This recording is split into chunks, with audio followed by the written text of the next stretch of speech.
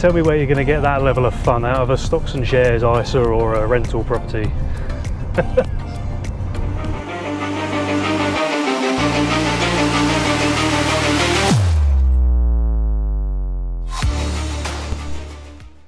Hey guys, welcome back to the channel. Today I wanted to do a video on the running costs of a Jaguar F Type. I've owned this car for 6 months now, and when we were buying it, I put a lot of research into what F Type I wanted. I knew that I wanted a 2017, 2018 for the exhaust tone. I knew that I wanted it to be in grey. I knew I wanted it to have the black pack. I knew that I wanted things like the flat bottom steering wheel with the heated steering wheel option. I knew that I wanted heated and cooled seats. I knew I wanted memory seats, and I also knew I wanted things like the power tailgate, the active exhaust, the fixed rear spoiler. So things like that were really easy for me to work out. But when buying the car, I couldn't really find any information on how much does it actually cost to own. So that's what I want to look at in the video today. So I've broken my cost of ownership down into 4 main categories. The absolute essentials that you absolutely have to do to maintain, run, just the basic things you have to do for a car on UK roads. These are things like your insurance, your servicing, your MOT, your tax, petrol, things like that. The second category are circumstantial. So things that I've done that I've had to repair on the car. You might have a warranty. I'll get onto my situation on that in a bit. But repairs that happen to me, hopefully don't happen to you, but they have occurred in my first 6 months of ownership of this car, so I'm going to run into those as well. The third one is arguably nice to haves, but I think they're part of the territory. When you have a car like this, you know, things such as detailing, things such as protecting and maintaining the car and looking after it in such a manner that I think something like this warrants. And then the fourth category is purely nice to haves. They're things that I've chosen to do that not everybody's going to do with their car, but I've reflected those costs and I've broken them out so you can see those individually as well. The first cost I'm going to talk about is insurance. Fully comp in the UK as a 31-year-old male living in the south of England. There are a lot of variables that go into insurance costs, but brief oversight of those. £478.38 for 6 months. That does include 1 year's no claims bonus that I transferred over from the previous second car that I've got, but the bulk of my no claims sits on the daily that we use. So for 6 months, 1 year's no claim, male, south of England, 31 years old, £478.38. The next one that you absolutely must have to drive a car on UK roads is tax. Now, you can pay that monthly by direct debit, or you can pay it once off for the year, and to the best of my knowledge, I don't think it makes any difference. I pay by monthly direct debit because I tend to sawn the car over winter, don't drive it over winter. So for 6 months of road tax on this car, £330. The next one I want to talk about is servicing. So when I bought this, it had just had a dealership service, but I didn't buy it from a main dealer. I bought it from an independent garage, a performance supercar dealer near Reading. They'd serviced it in their own workshop. So I wanted to retain the Jaguar full service history, so I chose on top of their service that I had at point of purchase, I went and had it serviced by Jaguar, my local dealership, and that set me back £248. Now the next one I want to talk about is fuel, and that's a pretty difficult one to quantify without going back through all of my statements and looking at how much I've spent on fuel. It gets a bit difficult when you're running more than one car to quantify what went into which car. So what I've done is I've taken the mileage that I've done in this since I purchased it. I've taken the average fuel price between the date of purchase and today. Let's not talk about fuel prices at the moment. And then I've multiplied that by the average, my total number of miles. So my fuel bill for 6 months of driving this car is £1,472, and that's covered a shade under 5,000 miles. We've used it quite a lot. I suppose, the novelty factor of a new car. We did our honeymoon, we went around the North Coast 500 of Scotland.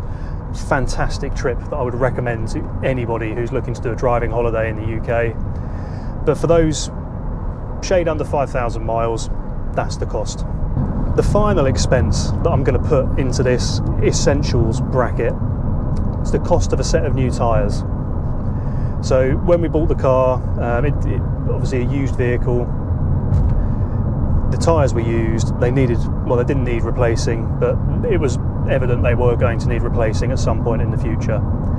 So for a pair of new Michelin Pilot Sport 4 S's on this, £607.22. So that pretty much concludes the essential spend. That's the minimum you have to do to run a car like this over 6 months. Arguably the tyres, possibly not, so take that cost out of your consideration if you don't think you're going to need tyres. But for things like your tax, insurance, your maintenance, your fuel, that's what it's going to cost you. I haven't had an MOT yet, it's not the year anniversary, but if you're going to need to factor in the cost of an MOT, stick £50–55 onto that cost. So moving into the category of circumstantial, what have I had to pay that is probably unique to my situation, but has still nonetheless come as part of the package of owning and running a Jaguar F Type R. So the first one, key. When I purchased the car, it only came with one key. Now, I did manage to get the dealership who were selling the vehicle to pay for the replacement. Initially, they wanted one of these guys to come out who copy the transponder chip in your original key, and you effectively end up with two of the same. I didn't want that. I didn't want another key floating around out there that could start and operate this vehicle, especially when you can look on the app at any point where the vehicle is. It's just nonsensical. So it went into Jaguar. They programmed a brand new key, and they had to put in a new module. I'm not too clued up on all of this, but effectively they take out the module, put a new one in and program two keys to it. So that set me back for one key, £600. That was reimbursed by the dealership. So I'm going to include that as a cost in case you buy the car with one key, but that is the cost of an additional key for a Jaguar F Type R. So the next cost that I incurred was needing to replace the back box. These have valves in them that open up with the active exhaust, let more exhaust gas out, bypass some baffles and silencers. As a result, they sound awesome. I'll put a clip in now.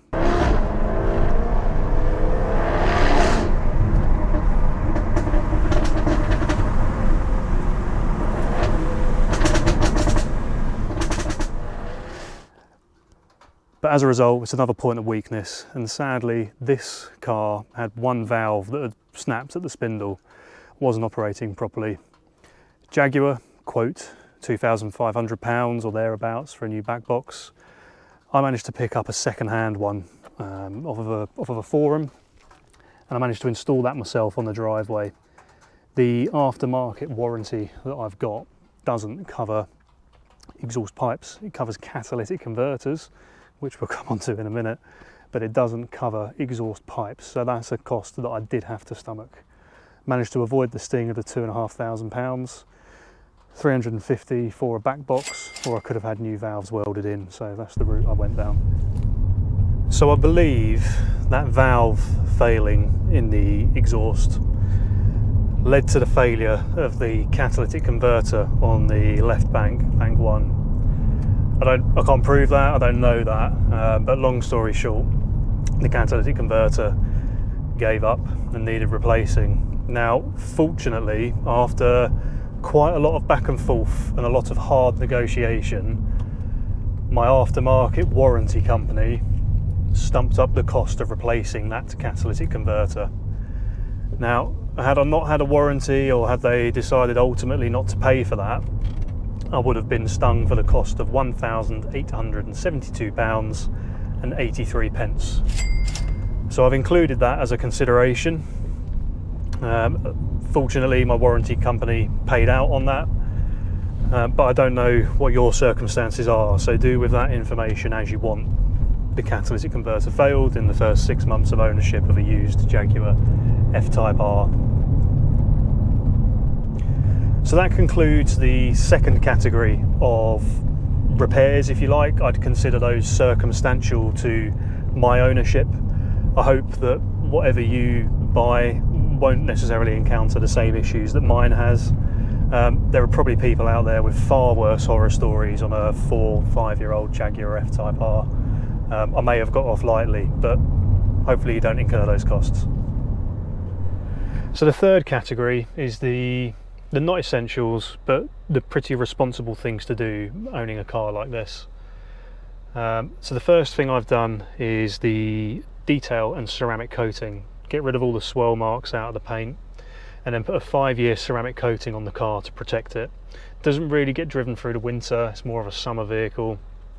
So the detail and ceramic cost £500, which, considering it took 2 people 2 days to really go over the car properly and detail it, I think that's a pretty good price. And then the second one is dash cam. I put in a front and rear facing dash cam. I don't know what anyone else's experience is if they've got a car like this, similar, or even an F-Type. People glue themselves to your back bumper, I find. They want to race. They see a car that is quick and it gets a bit boring. And a couple of times I've had people nearly take me off the road because they are just driving like numpties. So I put a front and rear dash cam in this. I think it's a Thinkware Q800, £299, 4K footage, incredible night vision. You can read a number plate very clearly. I wanted to get something proper. There's no point having a dash cam if you can't read the number plate in the middle of the day when it's really sunny. So £299 for that. So the fourth and final category that I'm going to talk about today is the stuff that's not necessary, stuff that I've chosen to do to this car that you might not necessarily want to do. This is all in my taste and what I wanted to do with the vehicle at the time. So I'm going to start with vinyl. I've put some bronze accents on the car. I saw somebody do this in a similar way, not quite the same, online. Really like the look of it, so chose to do that myself. That came in at a cost of £45. I then added in puddle lights, the projector puddle lights, £25. The black badges, it just looked daft with the chrome badges on the car with the black pack. So the black badges set me back £60. I've also got a trickle charger. This thing lives on life support because it doesn't get used that often. Want to keep the battery in tip-top condition, £70. I also added private number plate. I've had that on retention for a while, but that plate was £395, including transfer fees, with £30 to get the plates printed. The big one, which was quite a huge cost actually, but it was sort of a condition of buying this car. It came with the old smaller touchscreen with the buttons down the side, and I paid Mo at Land Rover Retrofits to put on the larger, I think it's a 10-inch or 11-inch touchscreen, which comes with Apple CarPlay and such. That cost £800. And I replaced the cup holders because they were really scratched and it just let the look of the car down. That was £25. So all of those sort of unnecessary bits, if you like, came to £1,450. Again, they're circumstantial, may not necessarily sort of fall into what you may do with your car. So when I was out looking to purchase this car, if you'd have said to me up front, it's going to cost you that figure to own it for 6 months, expect it to be a little bit less in the second 6 months, but certainly the first 6 months of ownership after you've purchased the car are going to cost you £8,000. Would I have bought the car? Probably not. It's that's, you know, you think if you look at that across a year, across 2 years, that's a sizable investment that you can very easily reinvest into property, into the stock market, real estate, ETFs, you name it. There's 100 better places you could put that amount of money. Do I regret it? No, not one bit.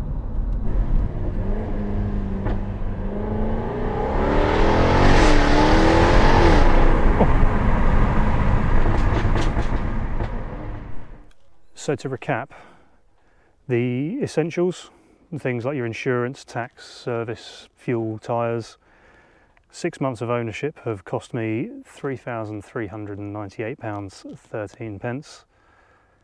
The key, the catalytic converter and the exhaust back box, £2,822.83. The detail and ceramic and the dash cam, £799. And then the sort of unnecessaries, if you like, so vinyl, puddle lights, the badges, trickle charger, number plate, screen, the interior screen, and the cup holder, £1,450. So thanks for watching, guys. I've tried to be as honest and reflective as I can be in the costs associated with owning and running a car like this. I hope it's beneficial to you.